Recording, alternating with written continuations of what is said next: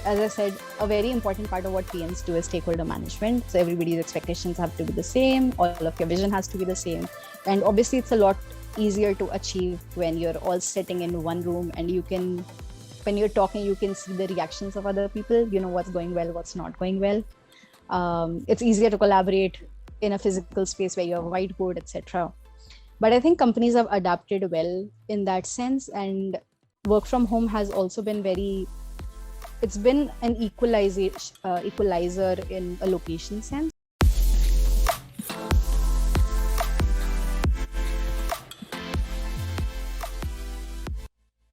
Hello, everyone, and welcome back to another podcast powered by GrowJunction. And I, Shivangi Shaw, will be your host for the day. Today, we have with us Ms. Kalpana Sharma, Senior Product Manager at Airtel. We are honored to have you with us, ma'am. So, ma'am, how are you? I'm good. Thank you for having me. Thank you so much, ma'am. So, ma'am, we'll start with the podcast. So, we can start, it would be great if you could give us a short introduction of yourself. Yes, absolutely. So firstly, I'm doing this in an individual capacity. So any views that I express here would be my own. They're not of any of my employers or any of my colleges. I'm currently a senior product manager at Airtel.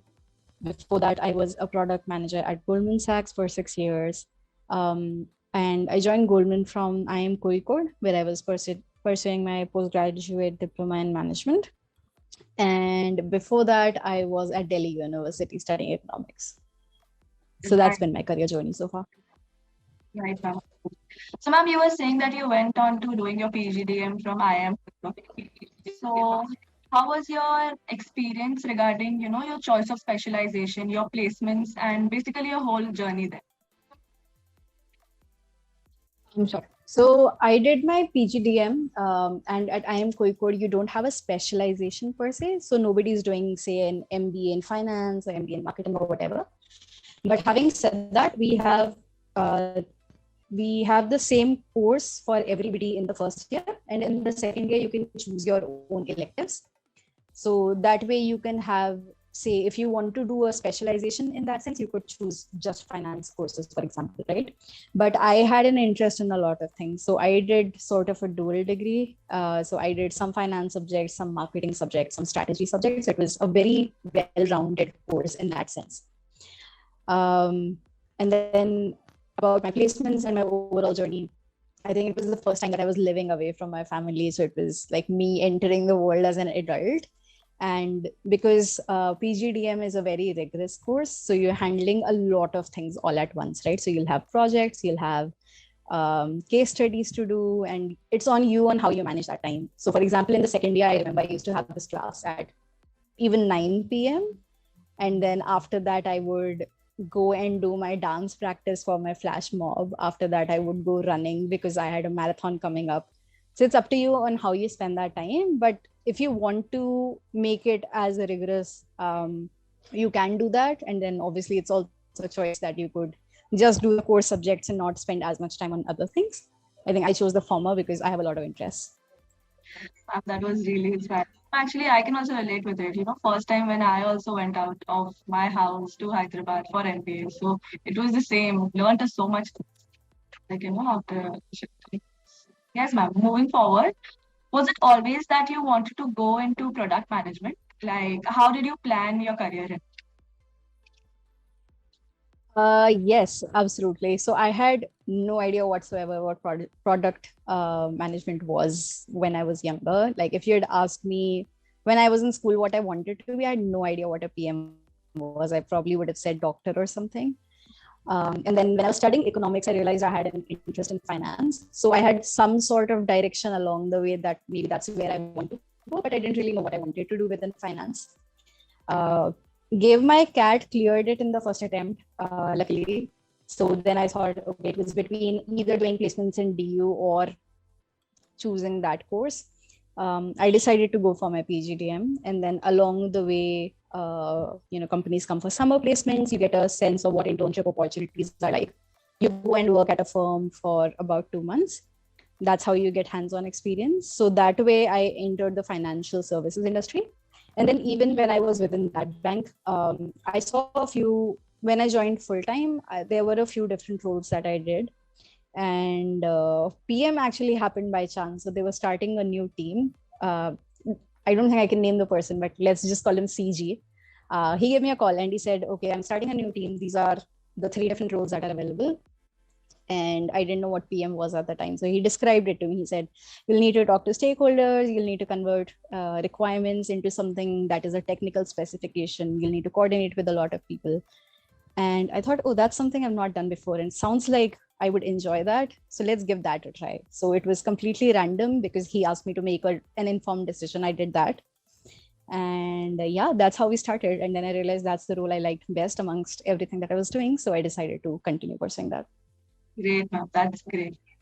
So, ma'am, like you were talking about product management. So, what do you think a recruiter looks for in a candidate when it comes to product management? Is like being a fresher or, having a prior work experience have an impact during the interviews of big companies? That's a good question. So I did not join PM role as a fresher. So it's hard for me to comment on whether that's something that people expect. But I do know that even in the PM space, you have a lot of different titles. So as you grow more senior, you can become a senior product manager, associate product manager, product head, chief product officer of the company. It goes all the level up. But at the PM level, you could apply as a fresher. That's the most starting level job. And if I have to think about the skills that are required there, I think one of the most important things that we have is listening. So you have to be able to empathize with the user because a lot of it is trying to understand what it is that the end user needs and then build that. I think a common problem that we face is that we start from a solution, we say this is what we want to build, and then we kind of force that on the user that this is what we're giving you. That's a really big problem to have because it's like you found a hammer and then everything looks like a nail because you're going to be just hitting everything. But you have to start from what your endpoint is and then build backwards. So you talk to the consumer, understand what their pain points are, and then you get into a prioritization. So you say, okay, these are the 20 things, these are the 5 that I think are the most critical. That's what we are going to be building. And then you start building a product backlog on this is when the features go in, this is what the different versions are going to look like, this is what the minimum viable product is. So I'm going into a little bit more of depth, but that I think is what makes a good product manager, that you have to start from what the problem is and then work backwards. Right. So basically the problem is should be the main focus and then the solution, right? What the problem is. Right? That's correct. Right, correct. Right. So you'll see in typical interviews, what happens is that they will ask you questions about how to design a holistic system. So without giving away questions that I've been asked, they might ask you, okay, tell me end to end what the user journey looks like. So they go to a website, then what buttons are they saying? What happens when they click on that? Is there a workflow that's running in the background? How do you stop a user from making a mistake, et cetera, et cetera? So it's very broad in that sense. But yeah, think of the user as the ultimate person that you're solving for. Customer is always correct. So, ma'am, also, ma'am, there are many students who are from a very different specialization. Like I said, maybe they have always done in HR or they have always done in a very different specialization. So, if they want to opt for product management as a career, what skills should they focus on from the very beginning? Just a starter's guide to. Yeah, absolutely. So I think from a soft skills perspective, you need to have user empathy.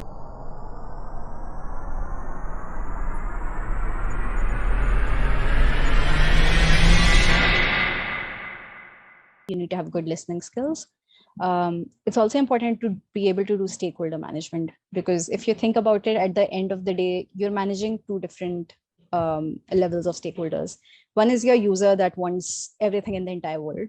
And then on the other hand, you have engineering who has limited resources and they obviously can't build everything. And there will always be time pressures. So your user wants everything tomorrow. And then on the other hand, engineering says, I have 5 people on the job. This is, even if they're working around the clock, this is how much we can achieve. So it's being able to manage expectations of both. That's what keeps everybody happy. And I think PM is that central role that solves for both of them. The other thing I would say is important is structure, is because when you're thinking of a problem, it is easy to get overwhelmed, where it's like, okay, I have to solve this in entirety, but then you have to be able to structure it on how, when, why that's getting done, and be able to then break down that problem and solve it bit by bit. Yes. So yeah, and then relatedly, managing people to work towards a common goal, I think that's important as well, because everybody needs to have the same vision of what the product is. Great, ma'am. That's very insightful. So, ma'am, after this, ma'am, from finance sector to the telecommunication sector, what is the change? Like, what changes have you seen in managing such different products? You could throw some light. Yes, absolutely. So one of the reasons that I really like this PM role is that it's not very industry specific. So for example, if I was doing something like risk management, that might be something that's very financial services specific, because there are very specific kinds of risks that they face. But if I move into product management, I could be building products anywhere, right? So I have a sibling who's now going to be working she was a product manager in an insurance company. Now she's going to be managing products in an electric vehicle company, which is completely different. And similarly, I've just moved from financial services to telecom. At the end of the day, but the basic skills remain the same that we just spoke about. And that's what I enjoy the most about this role. And it's growth in the sense that now that I've been building digital products in the financial services space, I know that space really well. And I've been doing that for 6 years. But now that I'm here, now I'm dealing with a whole lot of challenges in the sense that it's a very different world. So for example, somebody might come up in a meeting and say, our ARPU has gone down, our MAU has gone up, and I have no idea what that means. So I'm starting from scratch there to understand what is all of that terminology. What does this industry really do? As opposed to when I was in financial services, people would say, oh, this is an EPWS event and our CPBP events are going up. And I know what that means, right? So you get to reinvent yourself in that sense, that you get very industry specific knowledge and you can continue to apply those skills across those industries. Great. So moving next to the next question, ma'am, many companies were badly hit during the COVID and they are still recovering. So how has it impacted the product managers, and what are the new strategies that are being formed to, adapt to this new normal? That's a really good question. So firstly, as I said, a very important part of what PMs do is stakeholder management. So everybody's expectations have to be the same. All of your vision has to be the same. And obviously it's a lot easier to achieve when you're all sitting in one room and when you're talking, you can see the reactions of other people, what's going well, what's not going well. It's easier to collaborate in a physical space where you have a whiteboard, etc. But I think companies have adapted well in that sense, and work from home has also been it's been an equalizer in a location sense. For example, somebody could have been sitting in the headquarters in New York and had direct access to people who were there, versus somebody who was in Bangalore might have seen an unequal playing field in that sense, because I could never collaborate with that person on a whiteboard in person, right?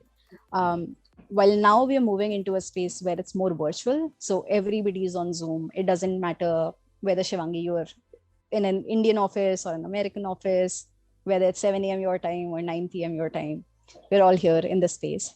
And I think companies have really been supportive of that. For example, I saw the company that I was at that time go from just audio calls to suddenly having Zoom, where people could see each other face to face and collaborate better.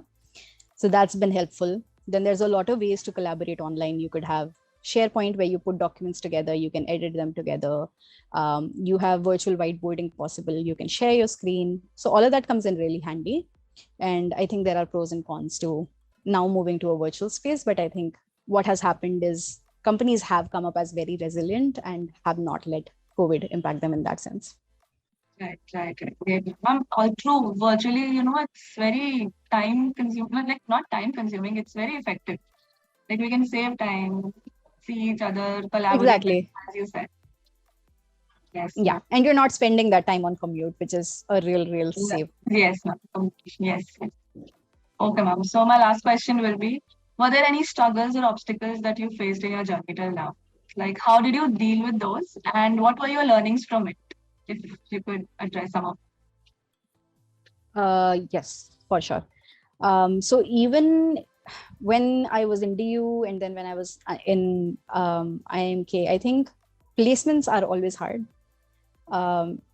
In the sense that there will be a lot of companies that are on campus, they're trying to hire the best people, and